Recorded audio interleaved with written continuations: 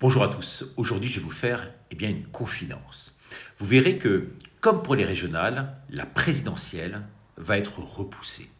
Ce ne sera pas Macron qui l'annoncera officiellement, sinon bien sûr ce sera la révolution, mais bien l'Europe qui l'exigera, et cela pour des questions sanitaires. Les conditions ne sont pas réunies pour l'élection, nous dira alors la présidente de l'Union. Je vous en fais le pari aujourd'hui, dans cette minute.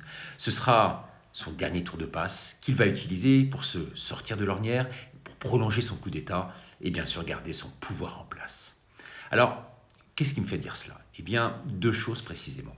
Un, Macron, c'est un stratège, mais c'est un vrai trouillard. Macron, il a peur. Regardez, pour chaque décision, désormais, il se réfugie derrière le comité scientifique, l'Union européenne, les régions, les maires, et se sert de son Premier ministre maintenant comme principal fusible pour aller annoncer ses mesures de reconfinement en plein air, aussi stupides qu'incohérentes. Partout où il se rend, Macron, il est sifflé, hué, et si les sondages n'étaient pas fabriqués par ses amis, il serait au fond du trou. Mais Macron, ne l'oublions pas, c'est un fin stratège. Il a élargi son socle électoral, il a ringardisé cette droite qui a des idées mais aucun homme pour les porter. Il pioche partout. Il s'invente, durant cette crise, des postures gaulliennes. Il se dit proche du libéralisme de Giscard. Il embrasse la modernité, comme Pompidou à l'époque, même formation du reste que Pompidou chez Rothschild, et revendique du reste le même goût pour les lettres et les arts. Il se veut l'ambassadeur des Français à l'étranger, comme l'était Jacques Chirac. Il est machiavélique, comme Mitterrand.